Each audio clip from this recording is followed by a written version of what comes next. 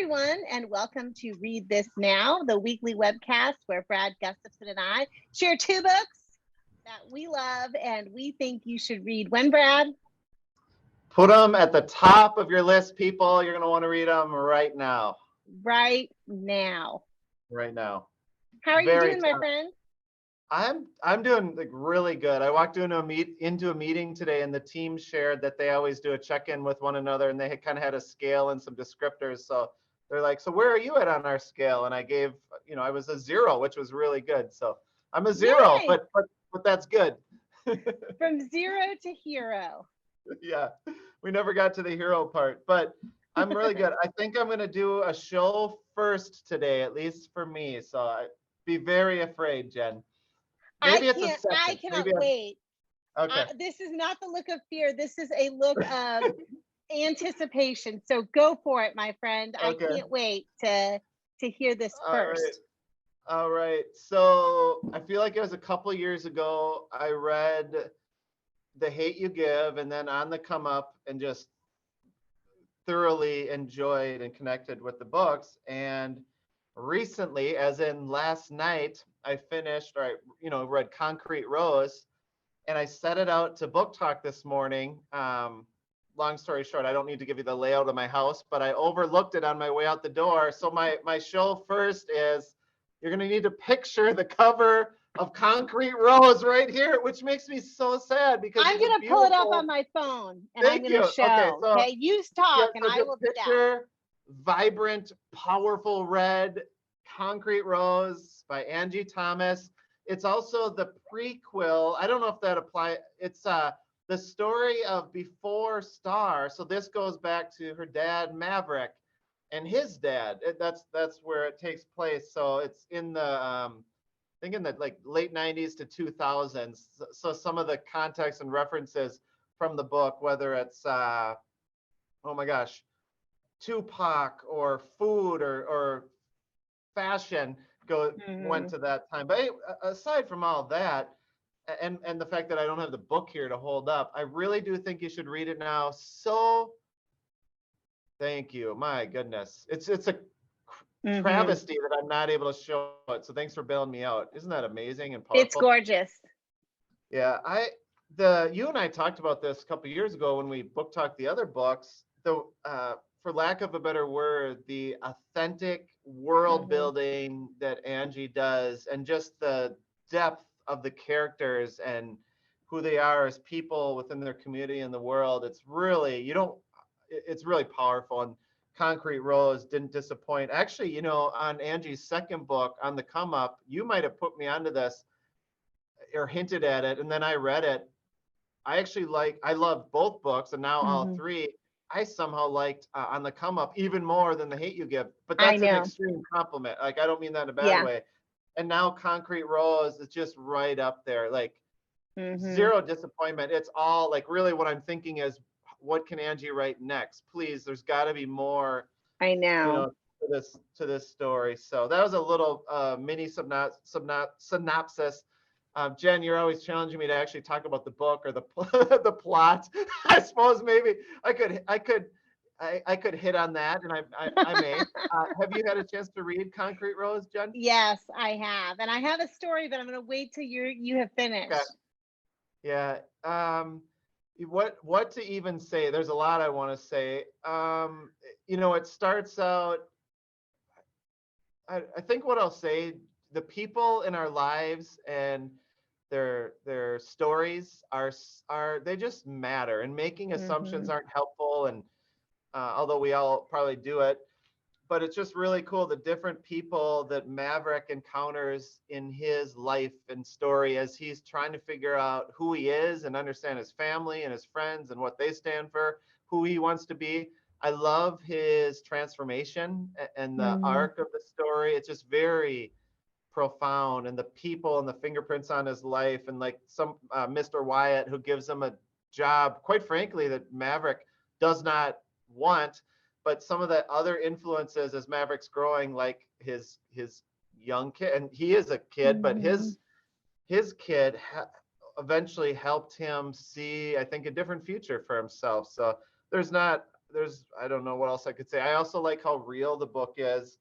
It's just really real and authentic. And I could see how that might scare people, or some people probably, and maybe even myself, like, you know, you can't read something real that happened. You know what I mean? Like, that's, I don't know. Right. Anyway, but it's just so real and authentic. But that's part of why I couldn't stop reading it last night, and probably why I missed it on the way out the door this morning. What were you going to share?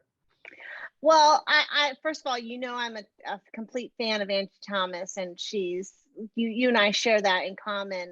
And like you, I love The Hate You Give, and found myself amazed and delighted by the fact that I loved On the Come Up even more. And I heard a story. I don't know how true this is, so we'll have to chalk this off maybe as like urban legend, right? But I heard a story that when they were filming the movie for The Hate You Give, that the actor who played Maverick said to Angie Thomas, "You've got to write Maverick's story. There's more to Maverick." And that is what inspired her to pursue that and think about Maverick's story. Again, I don't know how true that is, but I love the idea of someone saying, I want to know more about how this person was created, like what went into creating this person that we know in this one way from this book. And Maverick, I'll say two things that I think Angie Thomas is so wonderful at, and of many, she's wonderful at many things, but two things that I really appreciate about her as a writer is, first, something you already mentioned, the world building that she does. Her books all center around this one neighborhood. I think it's called Garden Estates. Is that right? I thought it was Garden City, but something like that. Okay, You're probably right. Yeah. That's okay. I'm just going to go with my track record. You're probably right.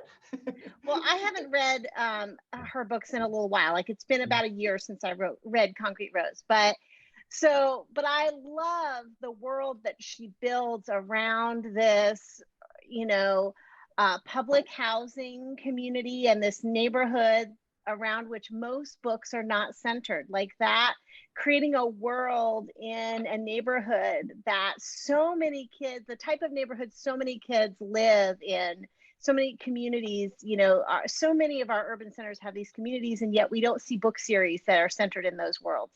And I think that's a powerful, powerful thing. That kind of representation, and it's just powerful. And I don't know of other series that do that. So I just really appreciate Angie Thomas for that. But then the other thing is, to build on that really quick, the powerful, beautiful, and complex representation of the people. yes, That's what I love. Just the depth and how you get to know them and their stories and their just different motives and hearts and faults, like we all have too. Yeah, it's such a beautiful world that she creates. And I think she does the same things with her secondary characters. In every book there's sort of a main character, and then there's secondary characters, and I feel like so many of her secondary characters are ones that I wish I knew more about. And so she sets herself up to be able to continue to write in that world by creating these secondary characters that are so compelling. And Maverick was certainly one of those characters from The Hate You Give, and I was just delighted when she decided to explore his background. So don't do this to me, because I will not pass this test, but I'm going to do it to you. Red, I don't know if you remember Red from Concrete Rose. Yes. A year from now, I probably won't remember Red, but that's a classic example of a character. God, it would be great. Even if she could do like a series of mini novels on the characters, instead of full novels. Exactly. As if that's Novellas. any easier to write, but that'd be so cool to go deeper on some of them. Yeah. Angie Thomas is just a treasure. And she's unparalleled, I think, in what she does. There are so many great writers out there for kids, and I know I'm not in the business of comparing writers, but I think Angie Thomas is a particularly talented star. And so I'm always delighted when we share one of her books. And I hope there's many more books to come. Yeah, particularly talented. I would say powerfully talented. She Yeah, is on Twitter. I don't want to say prolifically, but she's she active is. on Twitter. It's really Yeah. cool to hear her stories of her dog and her mom. But here's an interesting connection to the book. Years ago, and I don't remember what year, but she tweeted out her part of her writing process, and Hmm. it talked about like questions she asks herself while writing. I think it was just a picture of a whiteboard, and it was like, what does Nick want? Hmm. So as I was reading this, I was actually asking myself questions maybe that Angie even asked herself while writing, like, what Yeah. does Maverick want? And it was so cool to see how powerful and complex and how Yes. that changed over the story. I felt because of her engagement on Twitter, I felt like I got to interact with her in a different way or Yeah. appreciate the book in that way. It was really cool. Oh yeah. I love that. I love that. And I hope lots of people go out and read this book if they haven't already.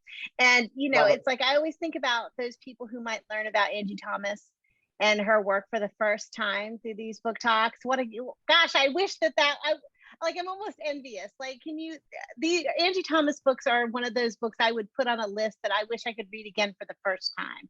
Like Yep. because they are really really special. Yeah, there's probably honestly only 10 books on that I would genuinely want to like really, really, really, really reread just Yeah. because there's so many good books. And I mean that at a deep level. Of course, Yeah. I'd like to reread a bunch of books, but 10 that I really want to. And I think like On the Come Up would be one, and probably the Mhm. Hate You Give would be one. So I think that says a lot. Yeah. Yeah, I love her book so much. Well, Cool. Well, I'm thanks, gonna. Jen. That was fun and it worked. So here's my fake book cover again. You got it. Read this right Yes, now yes, on yes. I almost said it on the come up, the Concrete Rose. Any All one right. of them. Read any one of them. But A There you Concrete Rose is the one we talked about go. today.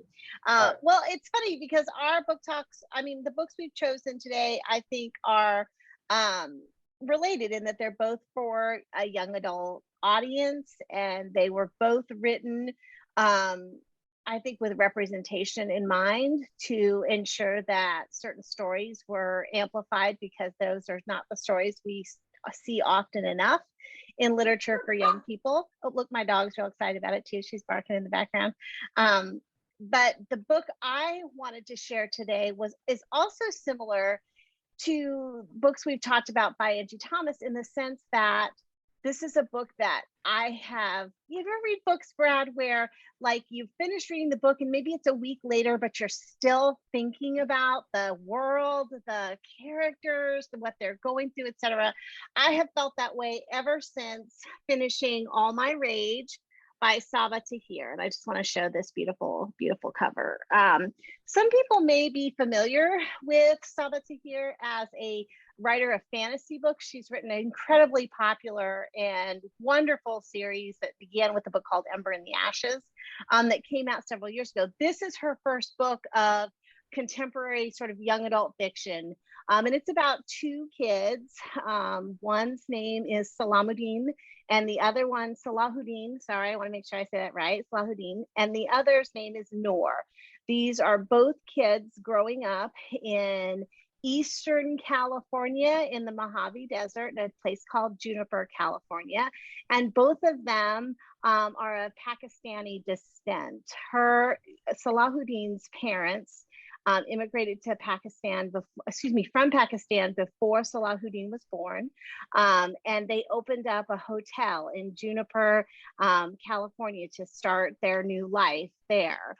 Noor, her family didn't immigrate to the United States. Rather, her parents, her family, her siblings were all killed in an earthquake in Pakistan and she was rescued literally from the rubble of a building as a young child by her uncle, who then brought her to the US, also to Juniper, California to live. And so Sal and Noor, they both sort of bond in school because they're the only two kids from Pakistan that they know, right? But as time goes on, their friendship grows, and you'll have to plug your ears just a little bit here, Brad, because I know how you don't like kissing in books, but grows, and eventually there's sort of the beginnings of a romance there, right? But their journey is really more about the challenges they face because of their individual situation.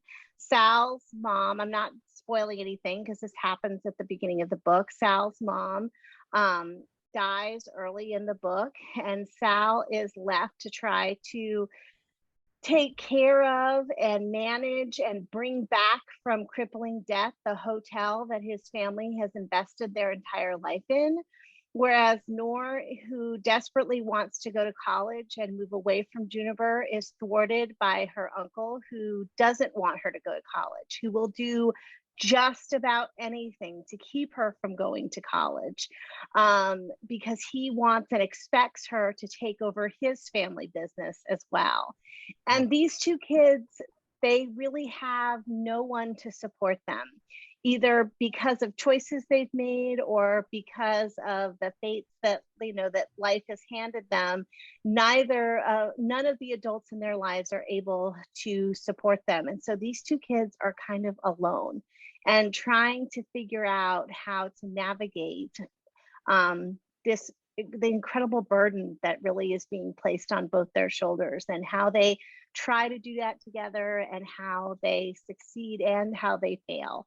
And it's done in a beautiful, first of all, a beautifully written way, in which, again, we talked about how Angie Thomas is so epically writes, does world building in her books. Well, you can tell that Sabaa Tahir is also is a fantasy writer, because she does such a powerful job of creating this world of Juniper, California, and also helping us as readers understand that not only are their individual situations sort of working against them, but so are the systems that help the town that they live in and their society function. They function in a way that make it harder for kids like Noor and Sal to escape their individual predicaments. So it's a really complex book. It's a heartbreaking book, but I think ultimately it's hopeful, which is what I took away from it. But I hope a lot of readers find their way to All My Rage, because it is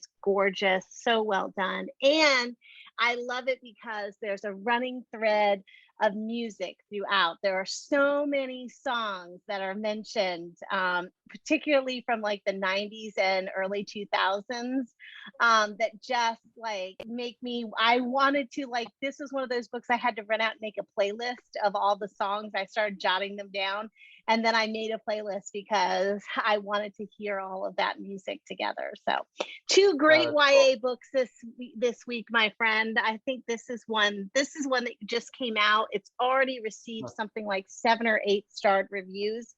Wow. I think we'll be hearing more about this book as the year goes on. So there you go. I think you should read it now. Amazing, Jen. Thank you.